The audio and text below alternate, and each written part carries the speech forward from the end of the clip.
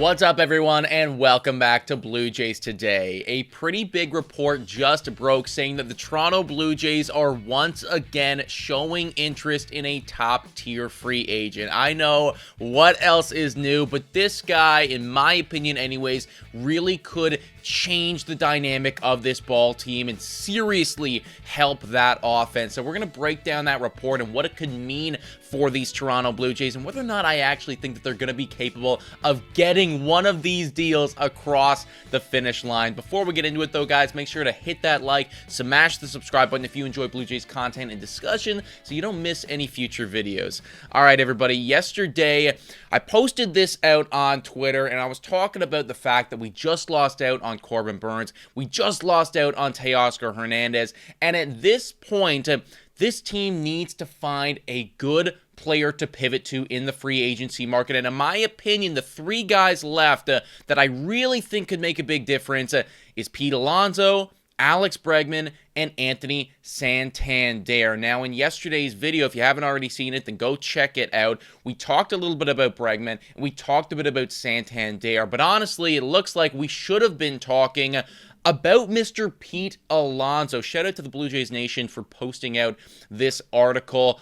Report: Blue Jays are interested in Pete Alonso, and this is coming straight from Jon Heyman on the MLB Network. He went out, and this was yesterday, so very, very recent. He was talking about the four teams right now who are showing interest in Pete Alonso. You got the Giants, you got the Mariners, there's the Toronto Blue Jays, and then you have the New York Mets. All four of them looking at Pete Alonso right now, but it's potentially bringing him in to that offense. Now, this for me is very exciting because if you've been following along with this channel for a little while, you know I have been talking about Pete Alonso. This is somebody that I really think would be great for the Toronto Blue Jays. The energy that he brings, the electricity that he plays the game with, let alone the fact that he's going to hit home runs. Like, just across the board, this is the direction that I want to see those Toronto Blue Jays going. And,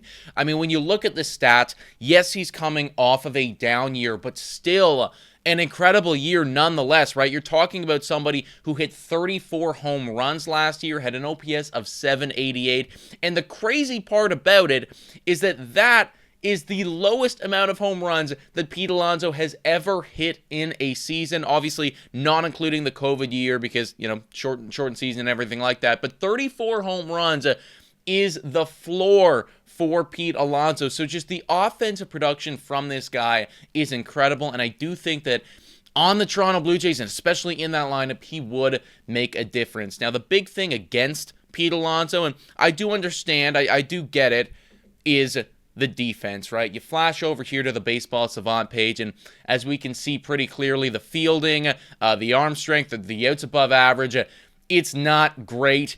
He is also a bit of a liability on the base paths, everybody, and, you know, it's never really something that, you know, you want to see from somebody in the middle of your lineup.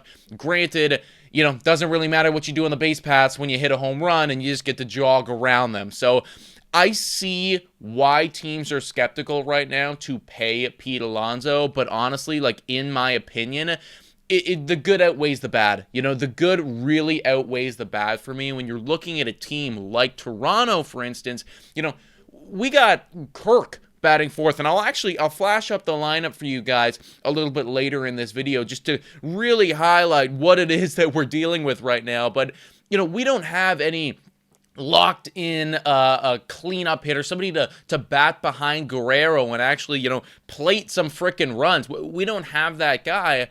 Pete Alonso is that dude. You know, he is more than capable of having a 100 RBI season. And on the Toronto Blue Jays, like, we desperately, desperately need that.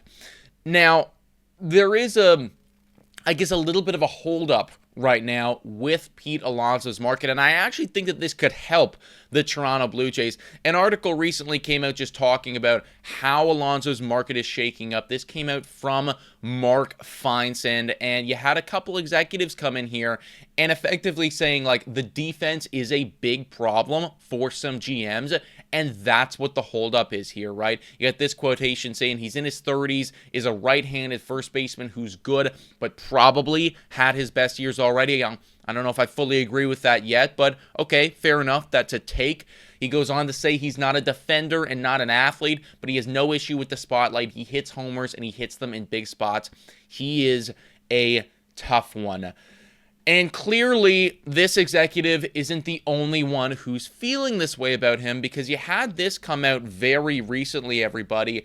The New York Mets apparently offered Pete Alonso a 3-year deal for $90 million, which he turned down because he's looking for something closer to $175 and $200 million. Now, that is a lot of money, especially when you're talking about a guy that, yeah, isn't great defensively speaking. And honestly, when you're looking at the Toronto Blue Jays, you're thinking, well, where's he going to play, right? We got Guerrero over there at first, probably going to be a DH most of the time. So, yeah, $200 million for just a DH, especially one that's already 30 years old, is a lot of money. But let's take a look at that lineup right now, guys, and you'll see why I think Ross Atkins and the Blue Jays just need to shell out the dollars anyways, because look at this thing, right? You got George Springer leading off, you got Bo Bichette batting 2, you got Vladdy 3. Just alone right there's already question marks in that top 3, like what version of George Springer are we going to get? Is Bo Bichette going to bounce back? Guerrero's obviously pretty locked in, but still, question marks there. And then look at this.